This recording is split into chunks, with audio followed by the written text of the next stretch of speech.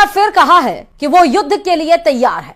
पाकिस्तान के गृह मंत्री ने कहा कि सिंधु जल समझौता रद्द होने का मतलब युद्ध है और पाकिस्तान इससे पीछे नहीं हटेगा। रावलपिंडी हेडक्वार्टर में भी भारत को लेकर लगातार मीटिंग चल रही है। जब से जनरल मुनीर को पता चला कि भारतीय सेना 3 मोर्चों पर युद्ध के लिए तैयार है, उनके कोर कमांडरों में हड़कंप मचा हुआ है। देखिए रिपोर्ट।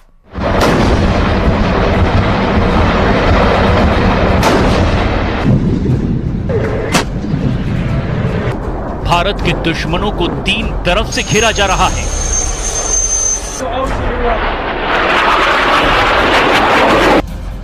पाकिस्तानी सेना को पता है कि उसे बहुत बड़ा सरप्राइज मिलने वाला है।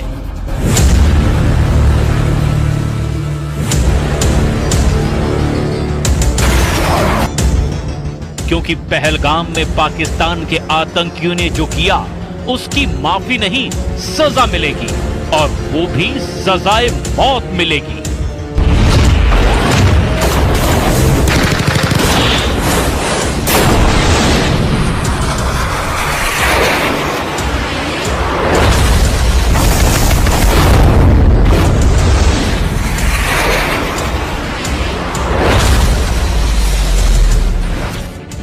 कुपवाड़ा के पास एलओसी पर पाकिस्तान ने गोलीबारी की और इसका उसे जवाब भी दिया जा चुका है। रिपोर्ट है कि अगर पाकिस्तान ने 600 गोलियां चलाई तो भारत ने इसके जवाब में 1300 राउंड फायर कर दिए। यानी पाकिस्तान को एलओसी पर जवाब मिलना शुरू हो गया है। पाकिस्तान के हर अटैक के बदले डबल काउंटर अटैक हो रहा है।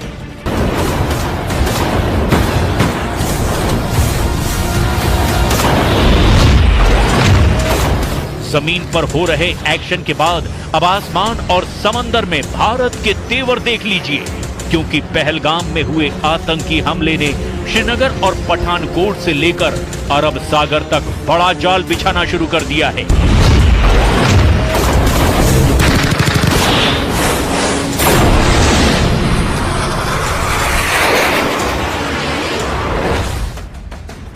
एलओसी से लेकर भारत और पाकिस्तान के बॉर्डर और साथ में अरब सागर तक हाई अलर्ट है।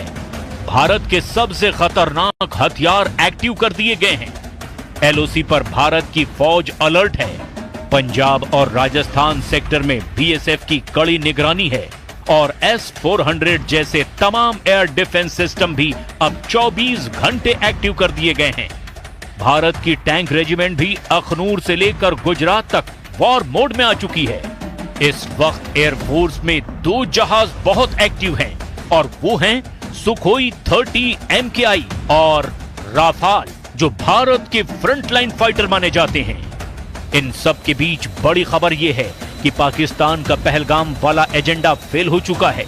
नौसेना ने अपनी फायर पावर दिखाकर बता दिया है कि जो पाकिस्तान चाहता है वो कभी नहीं होगा। कि पहलगाम में आतंकी हमला भारत को बांटने की साजिश थी, जो पूरी तरह से नाकाम हो चुकी है। आतंकियों ने देश को बांटने की जो कोशिश की वो 48 घंटे के अंदर ही फेल हो गई।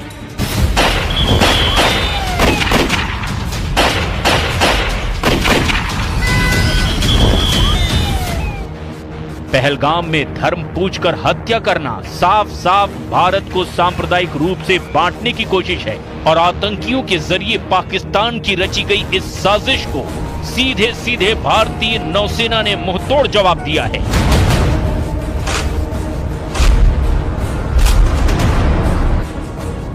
नौसेना की ओर से सोशल मीडिया पर तस्वीरें जारी करके बताया गया कि एकता में शक्ति है।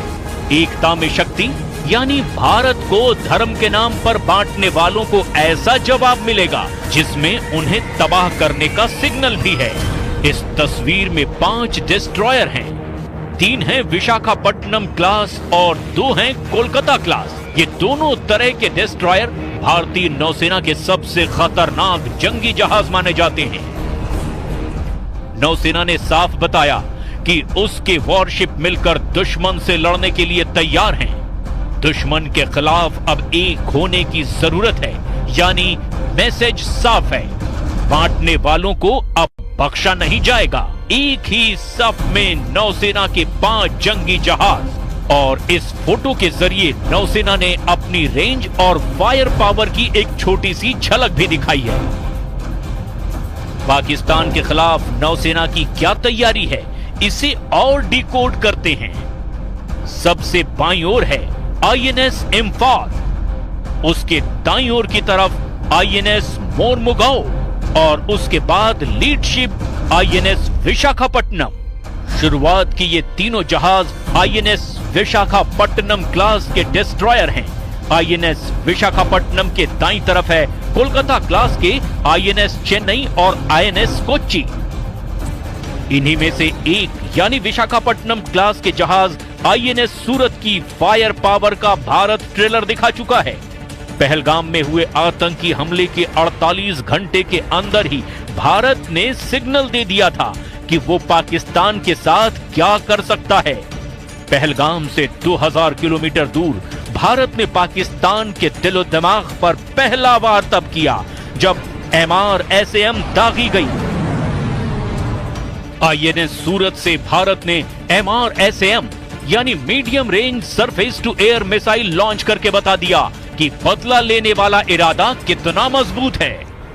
70 किलोमीटर तक आसमानी टारगेट को धमाके के साथ खत्म करने वाली इस मिसाइल ने अरब सागर में बड़ा सिग्नल दिया है। इजराइल के साथ मिलकर बनाई गई इस मिसाइल को आईएनएस सूरत से आजमाया गया, यानी विशाखापट्टनम क्लास का वो डिस्ट्रॉयर जिसके मुकाबले का कोई वॉरशिप पाकिस्तान के पास नहीं है। और पहलगाम में हुए बर्बर आतंकी हमले के बाद देश भर में आक्रोश का माहौल है। भारत के कड़े रुख को देखते हुए पाकिस्तान के हौसले पस्त हैं। पाकिस्तान भारत को युद्ध की धमकी दे रहा है, लेकिन वो ये भूल जाता है कि उसने कई बार भारत के हाथों मुंह की खाई। जोधपुर में प्रदर्शित यह टैंक पाकिस्तान की बुजदिली की जिंदा निशानी है। बनार रोड की तरफ जाने वाली सड़क पर रखा गया है।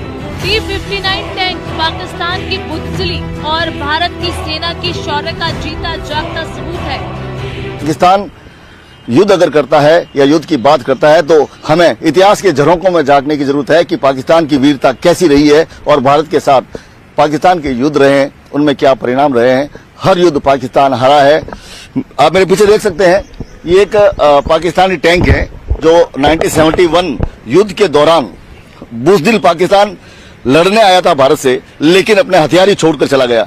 और वो हथियार छोड़ के जब भागा तो इन हथियारों को अलग अलग शहरों में प्रदर्शित किया गया। ये पैटर्न टैंक है। तत्कालीन समय में सबसे अत्याधुनिक टैंक जो कहे जाते थे, ये टैंक लेकर पाकिस्तान 1971 के युद्ध में जो मैदान में उतरा था, युद्ध के मैदान में। दरअसल इन टैंक को जोधपुर में लाने का श्रेय सलोड़ी निवासी जोराराम बिश्नोई को जाता है, जिन्होंने 1971 में पाकिस्तान सेना के 10 T-59 टैंक को अपने ट्रैक्टर की मदद से 13 दिन के अंदर युद्ध क्षेत्र से जोधपुर तक पहुंचाया था। युद्ध के बाद इन टैंकों को अलग अलग उद्देश्यों के लिए इस्तेमाल किया गया, जबकि कुछ को सैन्य संग्रहालयों में प्रदर्शित किया गया ताकि लोग युद्ध की स्मृति और भारतीय सैनिकों की बहादुरी को याद रख सके, जो 1971 के युद्ध में पाकिस्तान से जीते गए थे। ये टैंक उस युद्ध में भारतीय सेना की विजय का प्रतीक है। हाँ, बस 1971 में ये छोड़ के चले गए थे। वो कुछ नहीं, गिद्दड़ बम के है, उससे कुछ नहीं होने वाला है। इंडियन एयरफोर्स बहुत पावरफुल है अभी के टाइम में, विश्व गुरु है भारत, तो वैसे कुछ नहीं है, गिद्दड़ बम के है। साल 1971 में पाकिस्तान के पास सबसे उन्नत तकनीक के पैटर्न टैंक थे, जिसके दम पर वो। और चलिए इसी के साथ ही इस रिपोर्ट में फिलहाल अभी के लिए इतना ही। बाकी अन्य खबरों के लिए देखते रहिए News 18 राजस्थान।